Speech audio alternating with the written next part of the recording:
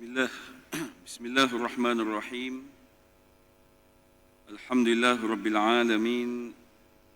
Wassalatu wassalamu ala rasulil amin wa ala alihi wa sahbihi ajma'in. Amma ba'. Assalamualaikum warahmatullahi wabarakatuh.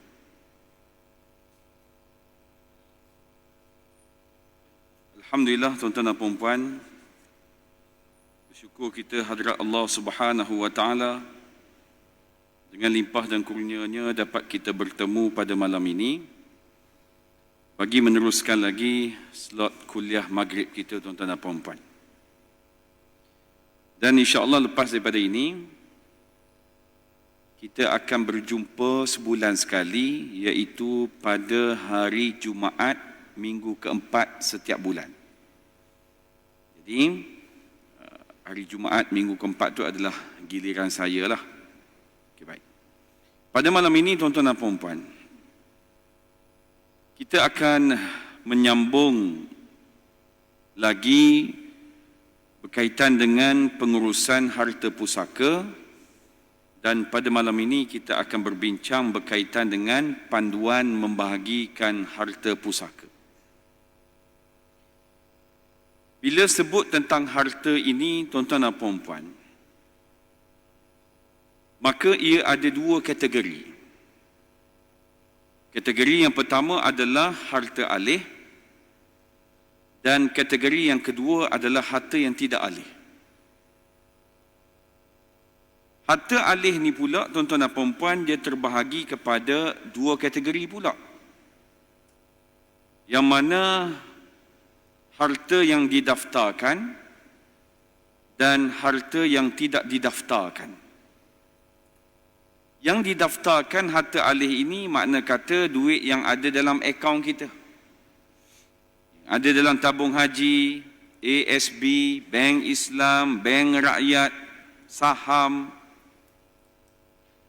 Dan harta yang tidak didaftarkan ini antaranya pakaian, barang kemas, perabot rumah. Makna kata dah tak payah pergi jumpa dah institusi itu, boleh terus bahagi. Tapi kalau harta yang didaftarkan itu, maka dia bukan sewenang-wenangnya tunjuk sijil mati terus dapat. No. Dia mesti ada prosedur dia. Maka harta yang tak alih ni pula boleh dikatakan kesemuanya didaftarkan.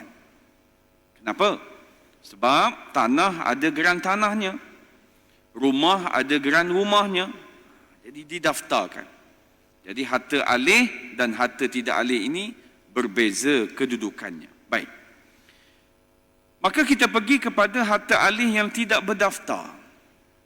Nampak kecil, tapi hukumnya ada di situ. Apa dia? Iaitu barangan peribadi si mati, iaitu pakaiannya. Kenapa pakaian ini menjadi juga dikatakan sebagai harta pusaka? Benar, sebab harta pusaka ini adalah yang sekecil-kecil hingga sebesar-besar. Malam ini saja tuan-tuan haji, puan-puan hajah memakai pakaian sembahyang. Ditakdirkan pada malam ini tuan-tuan dan puan meninggal. Maka pakaian yang tuan-tuan pakai ini merupakan harta pusaka yang kita tinggalkan. Sebab bila sebut tentang pakaian ini tuan-tuan dan puan-puan, ada di kalangan kita yang mana suaminya mati. Maka si isteri tadi setelah beberapa minggu diambil pakaian suaminya, diletakkan dalam plastik beg, maka dihantar ke rumah anak yatim, hantar ke rumah orang susah, hantar ke masjid dan sebagainya. Adakah tindakan ini betul? Jawapannya salah kalau dia tidak mendapat kebenaran daripada ahli waris yang lain. Sebab prinsip utama dalam membahagikan harta pusaka ini, setelah dia mati, maka apa-apa yang dia miliki semasa dia hidup, maka bukan lagi milik dia, adalah milik ahli waris dia. Jadi kalau ahli waris ada 7 orang, maka jubah yang saya pakai malam ini, saya katakan, andai kata saya mati, ahli waris saya ada 7 orang. Maka jubah ini menjadi milik ke-7 orang tersebut. Adakah isteri saya boleh ambil jubah saya ini maka dihantar ke mana-mana? No, dengan syarat dia tanya 6 orang lagi. Kalau 6 orang itu bersetuju, maka bolehlah buat. Tapi banyak yang berlaku, tanya pun tidak. Baik. Maka semua barangan ini sepatutnya dipamerkan kepada waris-waris dan dibincangkan satu persatu. Pakaian tadi mesti dipamerkan, mesti ditunjukkan pada ahli waris. Cuba bayang kalau si mati itu mati dengan jusa C, pencen dengan jusa B, turus 1, 2, 3, songket dia saja tuan-tuan dan puan, bukan 200,5 macam kita, made in India. Dia made in Terengganu. Maka songket saja dah berapa ribu. Itu belum lagi blazer yang dia tempah. Belum lagi satu set pakaian istiadat di istana. Maka nilainya juga berbeza-beza. Maka dalam bab ini tuan-tuan dan puan-puan, apa yang boleh dibuat oleh kita yang pertama adalah mengikut persetujuan diberikan kepada seseorang dalam kalangan waris dengan percuma atau dibahagikan secara muafakat. Mana kata bab pakaian ini bersetuju semua sekali. Siapa yang bersetuju? Yang bersetujunya ahli waris ini diberikan kepada seseorang dalam ahli waris tadi dengan percuma ataupun dibahagikan secara muafakat. Almarhum ayah kita ini baju saiz L. Maka yang kena dengan baju dia ni adalah adik bongsu, sama-sama L. Maka kita bersetuju beri pada dia. Maka boleh. Yang kedua, harta itu dinilai satu persatu dan sesiapa yang mengambil barangan itu perlu membayar harganya dan duit dibahagikan kepada waris-waris mengikut persetujuan. Maka nilai berdasarkan kepada persetujuan semua waris. Pakaian tadi dinilaikan semuanya. Maka adalah dalam kalangan waris tadi dia kata aku nak. Maka yang nak tadi dia kena bayar berapa jumlah harga yang dinilaikan mengikut persetujuan bersama. Maka duit itu hendaklah dibahagikan kepada ahli waris tadi. Yang ketiga, sekiranya lebih daripada seorang waris mahu memiliki satu barangan yang sama. Bila mana dibentangkan kepada semua waris tadi, maka angkatlah pakaian. Siapa nak? Aku nak. 2 orang nak. Ataupun 3 orang nak. Bagaimana kita nak bahagi? Maka yang nak 3 orang itu ataupun 2 orang itu, mesti kita gunakan konsep lelongan. Siapa yang bidar, siapa yang bid paling tinggi, maka dialah yang layak untuk ambil pakaian tersebut. Maka duit yang dia bayar tadi macam mana pula? Bahagi pula kepada ahli waris. Yang keempat, sekiranya tiada dalam kalangan waris yang mahu memiliki barangan itu, tak ada seorang pun nak. Nak ke tak ni? Pakaian abah ni? Tak boh belaka. Maka dalam keadaan ini, bolehlah dijual kepada bukan waris dengan harga yang dipersetujui oleh semua waris. Dan duit hasil jualan dibahagikan kepada waris-waris. Makna kata, kita tadi ni tuan-tuan dan puan-puan, semua tak nak. Tak nak apa? Tak nak pakaian. Duit nak. Jenis begini, maka dikumpulkan harta, pergi kedai bandar sebagai contoh, maka nilai berapa dia nak ambil? Dia nak ambil 1,000, maka ambil 1,000 itu bahagi pula pada ahli waris tadi. Dan yang kelima, sekiranya dipersetujui barangan itu dihadiahkan atau diberikan kepada seseorang yang bukan waris. Ini yang saya maksudkan. Kita nak hantar ke rumah anak yatim ke, kita nak bagi pada orang susah ke, kita nak hantar kepada sekolah ke dan sebagainya, maka dibolehkan dengan syarat ahli waris itu semuanya bersetuju memberikan kepada institusi berkenaan. Nampak macam simple, Tapi cuba bayang, kalau ianya tidak dibincangkan, maka hukumnya adalah berdosa. Kenapa?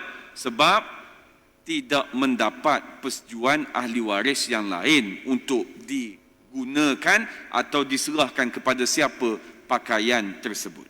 Baik. Yang kedua, barang kemas. Bila sebut tentang barang kemas ini termasuklah cincin. Cincin pula ada jenisnya, ada belah rotan, ada permata, ada gelang, ada kalung dan sebagainya. Maka bila sebut sebagai barang kemas ini, ia mestilah diambil kira dan diisytihar dan diguna pakai, kita katakan harta barang kemas itu sebagai harta pusaka. Jangan ada di kalangan kita ni tuan-tuan dan puan-puan yang buat hukum sendiri. Hukum bagaimana? Dia kata barang kemas ni adalah dipakai oleh orang perempuan. Maka bila mana mak meninggal, ada barang kemasnya, maka kena serah pada anak perempuan. Anak lelaki tak boleh ambil. Ini ajaran yang salah. Siapa-siapa yang duk buat lagi perangai begini, tuan-tuan dan puan-puan, minta bertaubat, minta ubah perangai tadi dan serahkan balik harta tersebut kepada yang berhak. Yang tak tahannya, yang perempuan kata begitu, yang laki pula mengiyakan, betul juga kan, barang kemas pada orang perempuan. Sama-sama tak cerdik. Dia dalam bab harta pusaka ni, dia tak ada istilah harta pusaka ni untuk anak perempuan, harta pusaka ni untuk anak lelaki. Tak ada. Dia bila sebut harta pusaka ni, apa benda yang ditinggalkan oleh si mati, maka disatukan. Bila mana disatukan, dia tak ada istilah perempuan, tak ada istilah lelaki. Dia istilahnya adalah ahli waris. Maka kalaulah barangan itu memang dipakai oleh orang lelaki, memang dipakai oleh perempuan, dia tak ada beza, mesti diserahkan, mesti dibahagikan. Sekiranya ada antara waris yang mengambil tanpa pengetahuan waris yang lain. Sebagai contoh, mak dia tadi ni simpan barang kemas bawah bantal. Maka dialah yang duk jaga mak dia ni waktu sakit. Maka setelah mak dia mati tadi, dia ambil semua barang kemas yang disimpan oleh mak dia bawah bantal tadi. Bila mana dah settle, dah pengkebumian, maka adik-beradik lain tanyalah, mak ni tinggalkan harta apa dia Oh, dia tinggalkan rumah sebiji ni je, lain-lain tak ada. Bijak jenis begini. Maka apa hukum dia mengambil barang kemas tersebut? Hukumnya adalah haram dan berdosa besar. Kenapa? Sebab dia mengambil hak ahli waris yang lain. Sekiranya si mati hanya meninggalkan seorang anak perempuan dan 3 orang anak lelaki, maka barang kemas itu tidak menjadi kepunyaan anak perempuan secara automatik. Sebaliknya, mesti mendapat persetujuan ketiga-tiga anak lelaki tadi.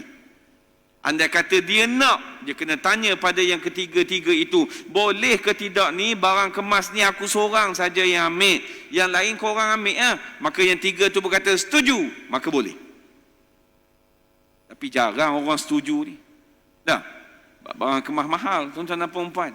1 gram hari ni pun dah 240, tak masuk upah lagi dan macam-macam. Baik. Bila berkait dengan barang kemas ni tuan-tuan dan puan-puan, saya ingat ada satu jemaah tanya saya, bila mana mak dia mati tadi ni, maka kakak sulung itu mengambil barang kemas tersebut, maka dibahagikan kepada dia 3 beradik. Makna kata 3 anak perempuan, yang 2 lagi lelaki tak ambil. Yang jadi masalahnya kakak sulung tadi ambil, maka dia bagi pada yang bongsu paling banyak. Kenapa bagi banyak? Sebab dia kata yang bongsu ni jaga mak sehingga mak mati. Tindakan kakak tadi menyebabkan seorang lagi anak perempuan tadi terasa hati dengan kakak tersebut. Maka yang bertanya pada saya ni lelaki, adik-beradik lelaki. Jadi dia kata apa hukumnya? Maka jawapan saya tetap kekal seperti mana yang kita belajar tadi. Barang kemas bukan untuk anak perempuan. Dia mesti untuk kedua-duanya, bukan untuk anak perempuan sahaja.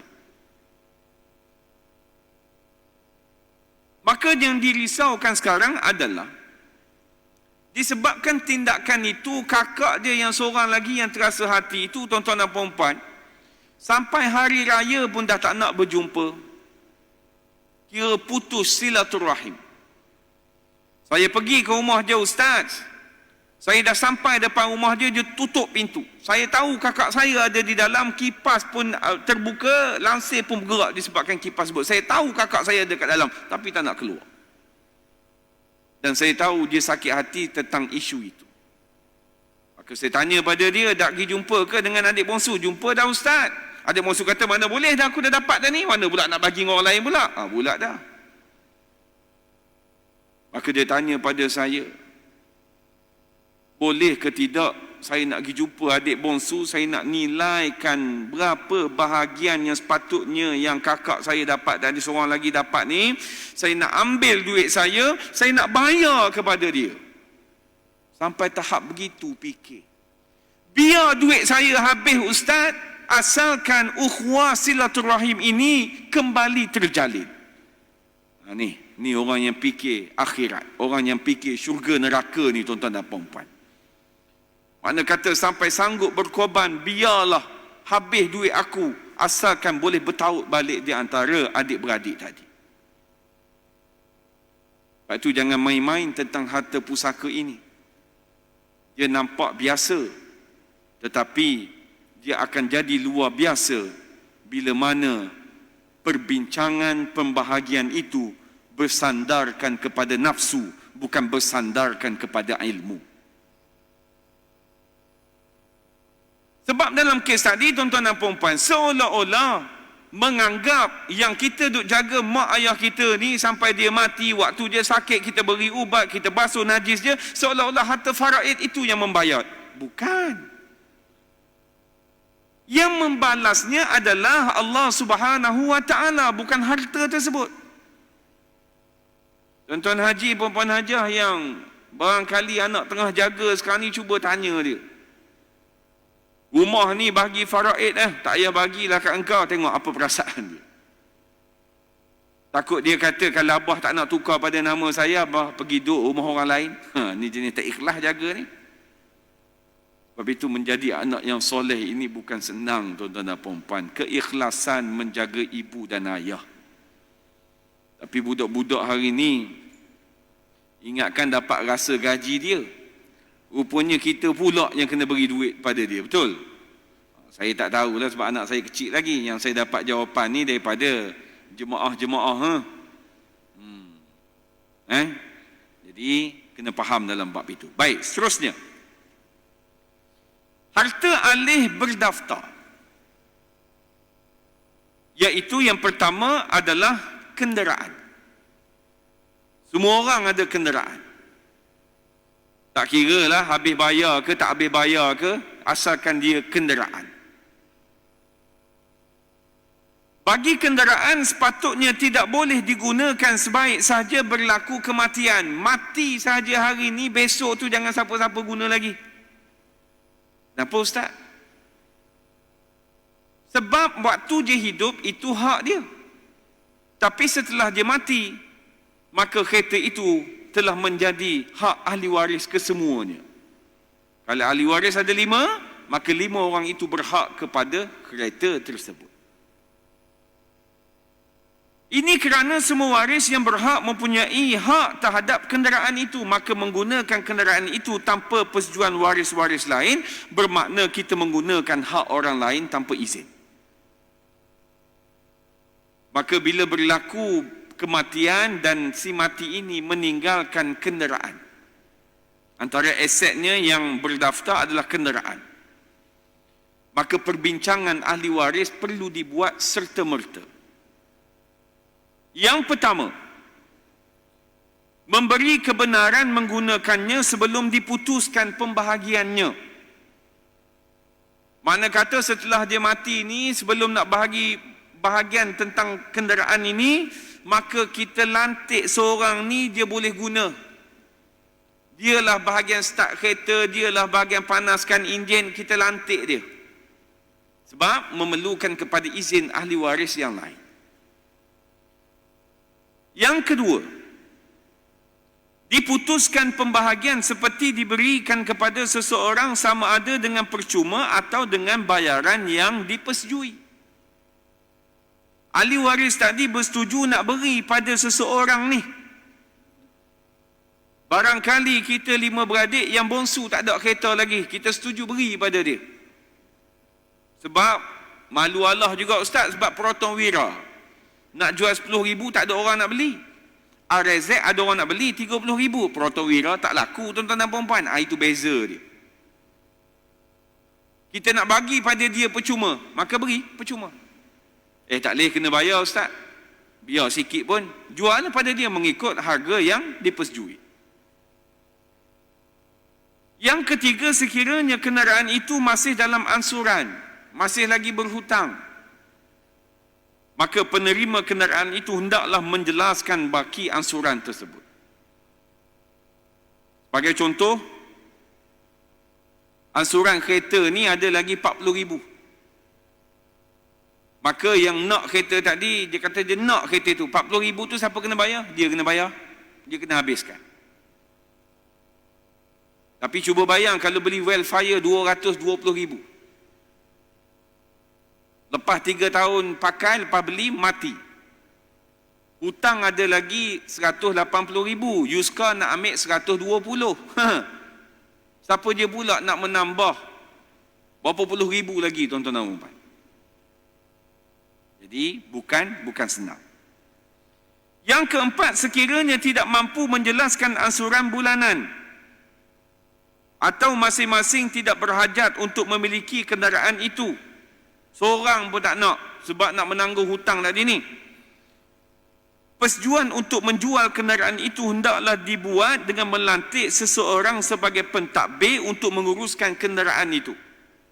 Duit hasil jualan hendaklah diputuskan sama ada dibahagi mengikut kadar faraid atau pakatan. Ini bagi yang ada untung. Makna kata setelah jual adalah laku 40,000. Sebab hutang tak banyak, market value pun tinggi lagi. Tapi jarang dah kereta hari ni market value tinggi. Dah. Kalau dulu orang kata beli Honda, beli Toyota, resale value tak jatuh. Jatuh habis dah hari ni. Dah.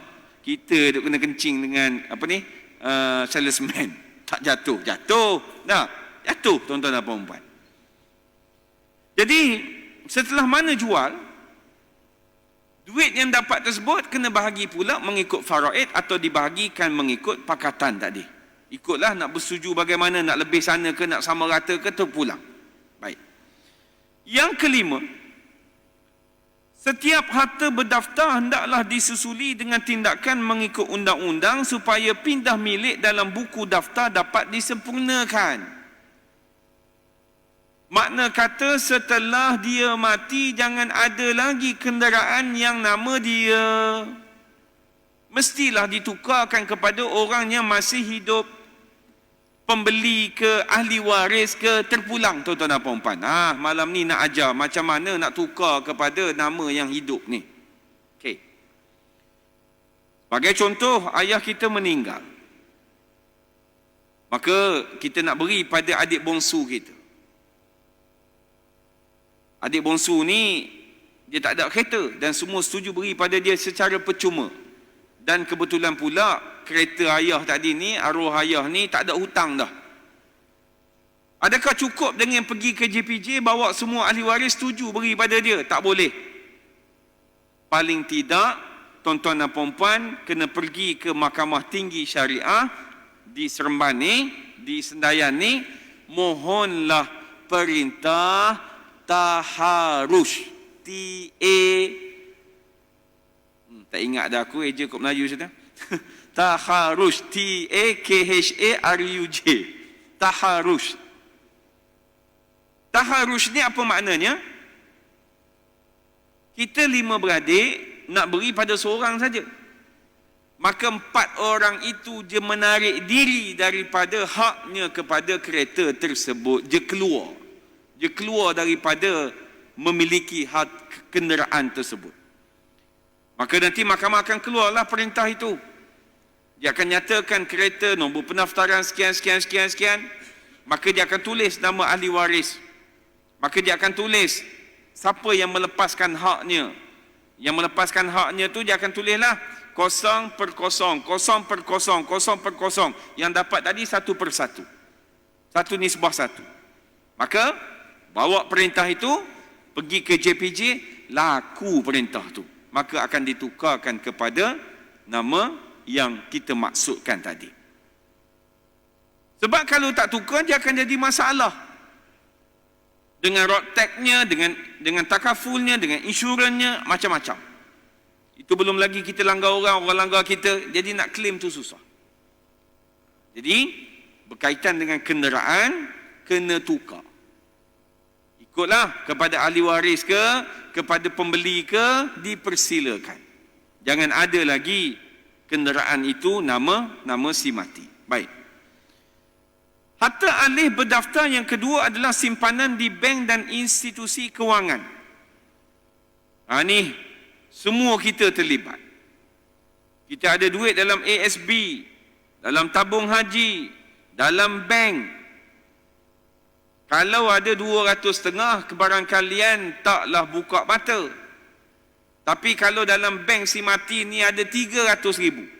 Takkan semua tak nak, mesti ada orang nak. Bukan ada orang nak, semua mesti nak. Itu bila ada permohonan di mahkamah, tengok dia kepilkan aset-aset si mati kan. Hebat-hebat orang kita ni.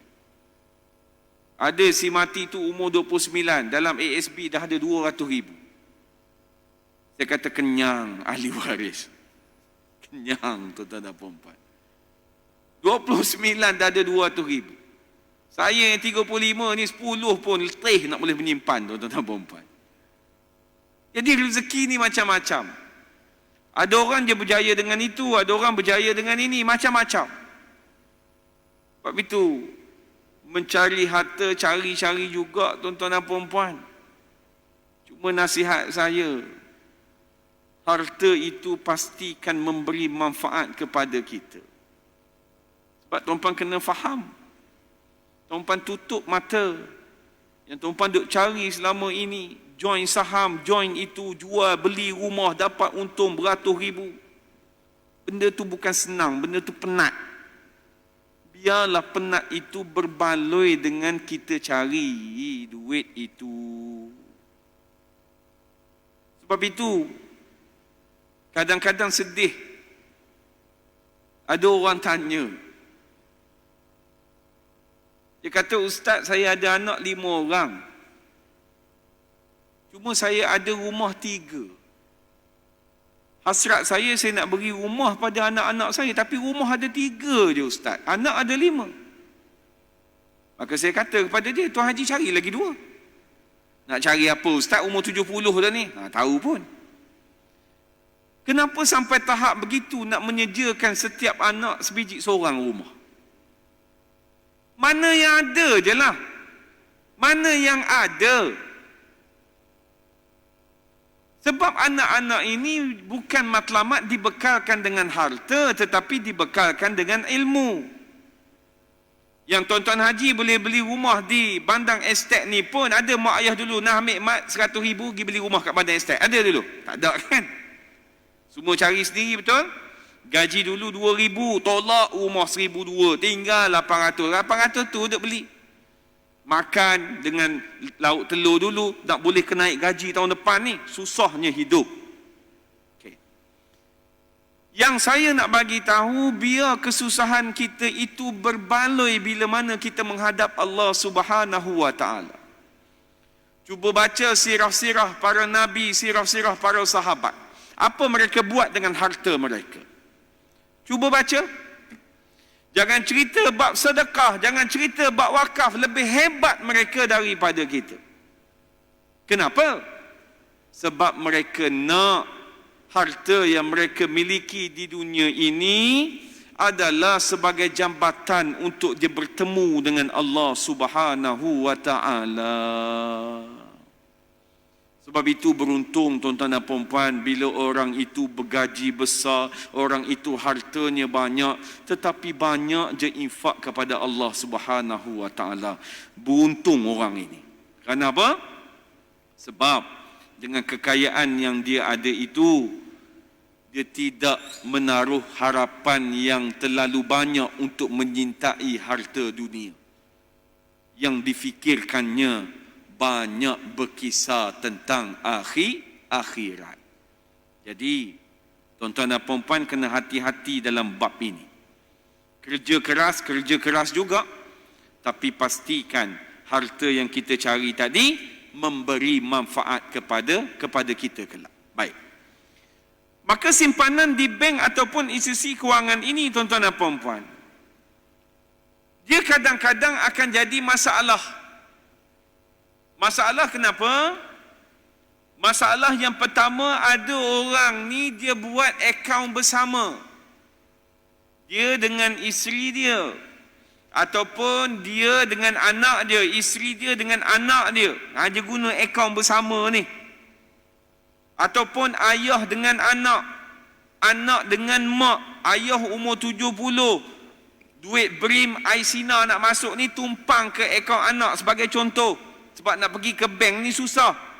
Maka ini akan jadi problem sedikit. Baik. Sebagai contoh, suami isteri membuka akaun bersama kerana pendapatan mereka disatukan dalam satu akaun. Maka semasa hayat tadi, suami isteri tadi ni, kedua-dua mereka bebas untuk mengeluarkan duit tersebut sebab akaun bersama. Jadi bila mana salah seorang ini meninggal, maka hendaklah dibahagikan 1/2 bahagian yang ditinggalkan oleh si mati, dan 1/2 adalah bahagian yang pasangan yang masih hidup tadi, sebab mereka satukan. Ini bagi yang tak ketahui berapa emak. Tapi kalau diketahui gaji isteri ni 4,000, gaji suami ni 2,000, isteri lebih besar gaji pada suami, maka disatukan. Setiap kali gaji akan disatukan. Maka tak bolehlah 1/2 tadi tu, sebab isteri lagi banyak daripada suami. Maka bila mana berlaku saja kematian, maka bahagian suami tadi yang meninggal ataupun dia masih hidup, maka boleh diambil setakat 1/3 sahaja. Maka 2/3 itu bahagian pasangan tadilah, sebab dia lebih lagi daripada suami dia. Tapi jadi masalah, kalaulah kita kahwin, kita tak ada anak, kemudian suami kita mati, kebetulan pula mak ayah suami kita lama dah tak ada, meninggal dah. Tuan-puan rasa lepas ke tidak si isteri tadi nak pergi jumpa dengan adik-beradik suami dan menyatakan bahawasanya akaun ni sebenarnya dibuat begini, dimasukkan gaji bersama, saya sepatut setengah dan si mati setengah. Agak-agak lepas tak? Agak-agak lepas tak nak bercerita bab itu? Kalau tak lepas pun agak-agak percaya ke tidak? Masalah juga tak? Jadi kalaulah tidak memerlukan kepada akaun bersama, tak payah buatlah. Kecuali kalau melibatkan bisnes dan sebagainya, itu lain. Jadi kalau sekadar masuk gaji, gaji suami, gaji isteri. Jadi bila mana suami mati, maka diambil daripada akaun yang atas nama suami je lah. Tak perlu dah kepada isteri. Tapi kalau boleh berhadapan, boleh terang, tak ada mana kata boleh terangkan pada ahli waris dalam keadaan yang cantik, dalam keadaan yang sempurna, okeylah. Cuma kalaulah akaun bersama ini memudaratkan, maka tak payahlah buka. Baik. Ataupun kadang-kala ibu ayah ni dia menggunakan akaun anak, dia uzur dah. Sebab kalau nak pakai nama akaun dia susah. Kenapa ustaz kata susah? Susah sebab buku bank, kad bank dia ada tamat tempohnya, dia ada expired date dia. Bila nak pergi tukar pada kad lain, dia tak boleh wakil, dia mesti owner tadi, individu tadi yang pergi ke bank dengan bertungkatnya kan, dengan ada macam-macam lah tuan-tuan dan puan. Jadi bila mana menggunakan akaun anak tersebut, ayahnya mati, maka duit itu ataupun apa benda yang ada dalam akaun tersebut hendaklah dibahagikan kepada ahli waris, bukan anak tu yang ambil. Jangan pula anak tu kata disebabkan guna nama akaun aku, apa benda yang ada dalam duit ni maka semua jadi milik aku. Tak boleh, haram hukumnya. Sebab apa? Sebab duit yang masuk itu telah diketahui adalah duit ayah dia, bukan duit dia. Dia hanya menggunakan akaun dia saja, menggunakan nama dia saja. Tapi kalau duit tu, akaun tu masuk juga gaji dia, maka dia kena agih lah, kena bedak-bedak lah, kena bezakan lah mana yang duit dia, mana yang duit harta ayah dia. Baik. Yang kedua, akaun amanah, iaitu ada antara ibu bapa menyimpan wang untuk anak-anak di bawah umur. Macam saya ada 3 orang anak lelaki. Ketiga-tiga ni ada akaun tabung haji. Maka dia panggil saya lah yang tukang amanahnya, sebab dia tak boleh berdiri ataupun buka dengan nama dia sendiri. Dia mesti ada penjaganya. Baik. Maka semasa hayat ibu bapa boleh mengeluarkan wang itu bagi pihak anak mereka. Setelah mereka meninggal dunia, wang itu adalah kepunyaan anak dan bukannya pusaka. Bagi contoh, akaun tabung haji sekarang ni anak saya dan dia, nama kedua-duanya ada. Maka ditakdirkan saya meninggal, jangan pula diambil duit akaun anak saya tadi, bahagi pula mengikut faraid, sebab anak saya tak mati lagi. Jadi, bila berkaitan dengan akaun amanah ini, kita kena tukar pula siapa dia pemegang amanah kepada akaun tadi. Jangan dibiarkan begitu sahaja. Sebab pemegang amanah itu telah meninggal dunia. Kalau dulu pemegang amanahnya adalah bapa, kemudian bapa meninggal, maka tukarlah kepada ibu. Selagi mana belum capai umur age majority 18 tahun, maka tidak lagi dibenarkan. Jadi mana-mana tuan-tuan dan puan-puan, anak-anak yang telah sampai umur tadi, maka hendaklah berbuat sedemikian rupa, tukar kepada akaun dewasa, bukan lagi akaun kanak-kanak. Sebab kalau masih lagi dengan akaun kanak-kanak, dia jadi susah. Sebab dia proses pengeluaran itu, dia akan jadi susah. Jangan pula mak ayah kata, kalau tukar pada nama dia ustaz, akaun dewasa, lagi dia bantai semua sekali. Biarlah, dia dah besar dah. Dia nak ambil ke, tak nak ambil ke, dengan ilmu yang kita beri tadi, maka sudah memadai. Setakat itu. Ada soalan tuan-tuan dan puan? Ada soalan?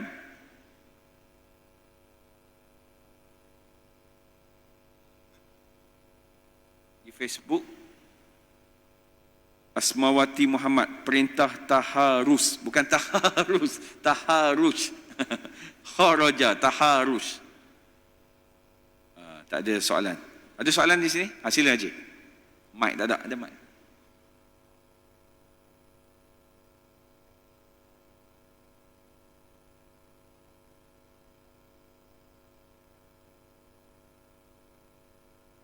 Assalamualaikum Haji.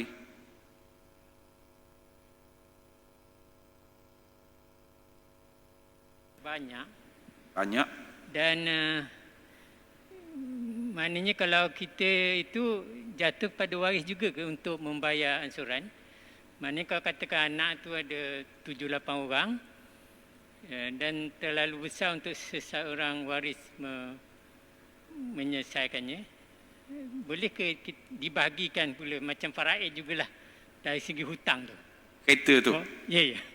Wallahualam. Masih. Kereta tu masih hutang. Bila hutang pula banyak lagi. Sudah. Waktu hidup tak beringat tak? Dibantai beli Mercedes E-Class. 300 setengah. Sebab waktu tu tengah gagah lagi. Maka meninggal. Tengok pula yang dia ambil insurans takaful tadi tak cover pula. Tak?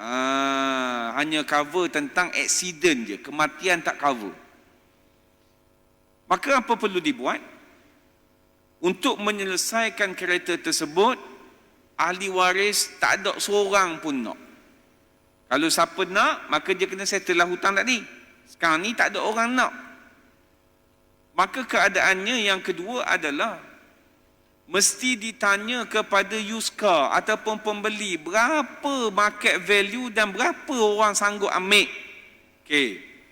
Maka sanggup ambil dengan harga sekian-sekian, maka kena tambah juga 40,000. 40,000 tadi nak cekau mana?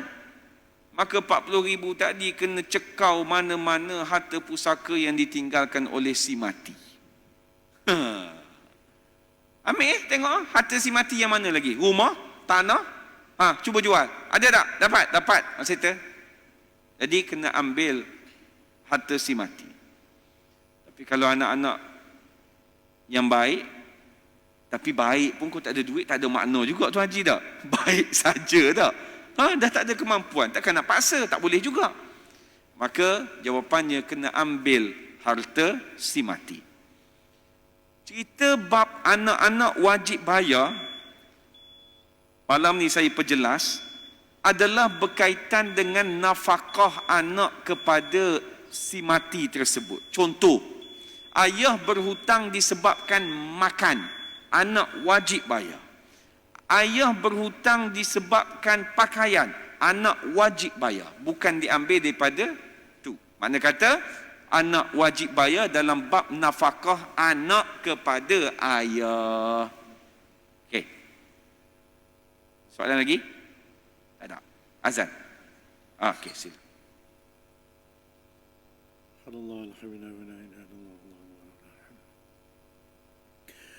Allahu Akbar, Allahu Akbar. Allahu Akbar, Allahu Akbar.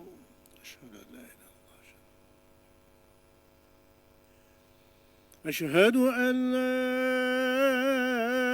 إله إلا الله.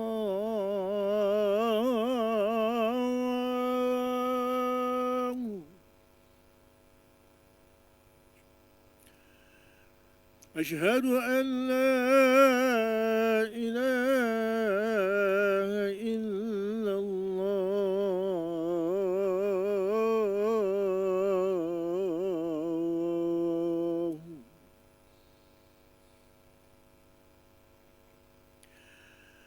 أشهد أن محمدًا رسول الله.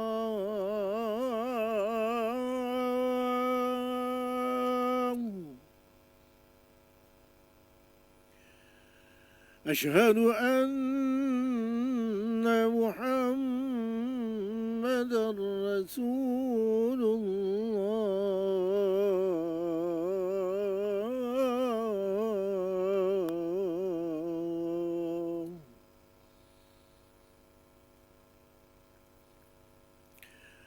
حي على الصلاة.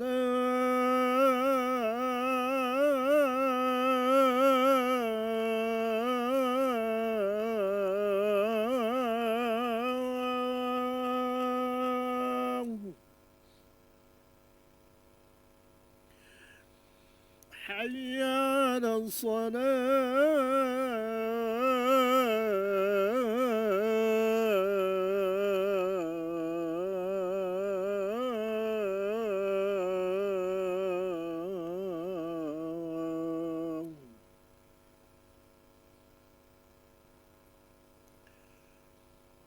حي على الفلاح.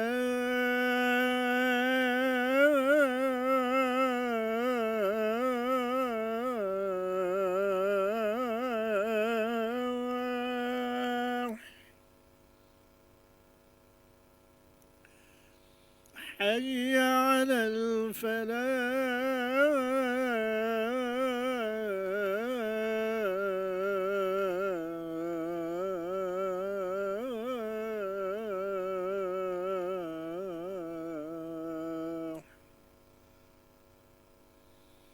الله أكبر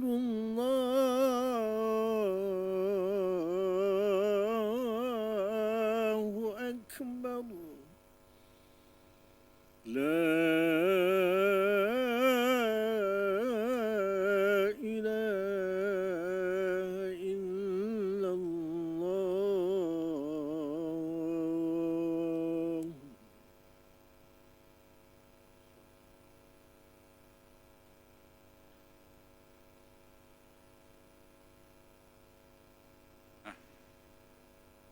Sila Ustaz. Okey, bismillahirrahmanirrahim. Soalan daripada saya, memandangkan kita hari ini membincangkan perihal persetujuan waris. Jadi macam mana sekiranya ahli waris kita ada kategorinya, contohnya mental ataupun ada penyakit yang tidak boleh membuat persetujuan bersama, apakah langkah? Dan yang kedua, sekiranya ahli waris itu mempunyai masalah keluarga, contoh dia bergaduh dengan adik-beradik sampai tidak tahu kedudukan di mana, tidak boleh kontak macam mana, lari daripada rumah ke. Jadi macam mana kita nak bahagikan dan membuat persetujuan bersama? Wallahualam. Soalan pertama daripada Tuan Imam kita adalah bagaimana kalau ahli waris ini ada di kalangan mereka itu budak-budak, kanak-kanak atau orang OKU yang mana gila, tak waras dan sebagainya. Baik. Maka dalam bab ini, golongan-golongan ini dia ada penjaga dia. Dia ada ad litem, dia ada penjaga dia, dia ada ahli waris dia, dia ada yang jaga dia. Maka budak-budak tak boleh kita ni sebagai isteri, suami kita mati, anak baru umur 6 tahun, 4 tahun, setuju. Mak nak bagi sama rata ni, setuju dia jawab begitu. Maka batal persetujuan dia tadi. Sebab dia tak sampai umur mumayyiz lagi. Maka apa perlu dibuat? Maka penjaga dia tadi yang kena buat keputusan tentang pembahagian harta pusaka itu. Penjaga dia tak boleh tak cerdik, dia mesti cerdik. Apa maksud Ustaz? Maksud saya begini. Berkumpul semua ahli waris bersetuju untuk bahagi sama rata. Penjaga tadi kena tengok. Kalau bahagi sama rata dengan faraid, anak ni dia dapat lebih yang mana? Contoh, dia dapat lebih kalau bahagi faraid. Maka penjaga kena kekal dengan jawapan untuk anak ini mesti bahagian faraid.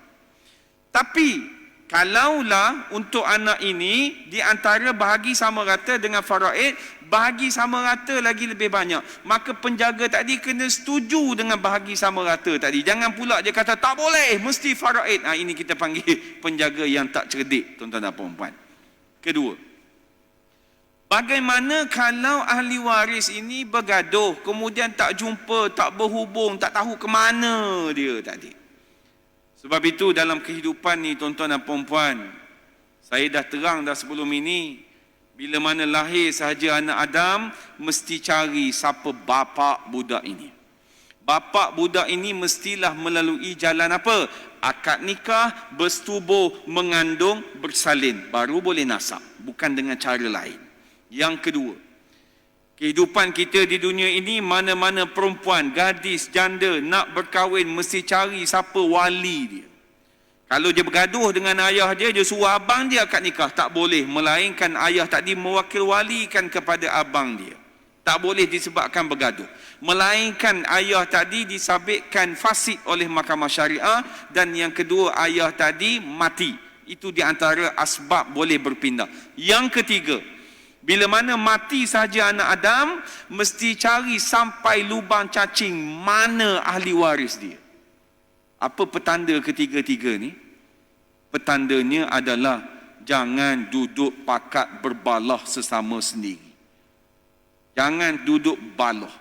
Sekalipun kita balah dengan adik kita, tahu salah dia, jangan malu, jangan segan, pergi jumpa dia. Aku minta maaf kalau salah aku. Aku minta maaf kalau salah aku. Habis kat situ. Dia senyum dan dia reda. Tak apa, walaupun memang salah dia, tapi kita minta maaf. Lepas tu kena jaga bab ini. Bagi orang yang tak jumpa, putus silaturahim, maka bahagian dia tetap dapat. Makna kata kena agih siap-siap, Tuan Imam. Agih macam mana? Agih mengikut faraid. Jangan kita memandai-mandai buat keputusan, kita bahagi sama rata. Sebab kita tak tahu apa stand dia. Kita tak tahu apa pendirian dia. Nak bagi sama rata ke faraid, kita tak tahu. Jadi, mestilah asing, bahagian dia mengikut faraid, maka cari dia sampai jumpa. Andai kata dia dah mati, maka haknya tetap ada, beri kepada ahli waris dia. Ada yang tak jumpa ahli waris, sementara tengah hidup ni pergi cari. Sebab apa?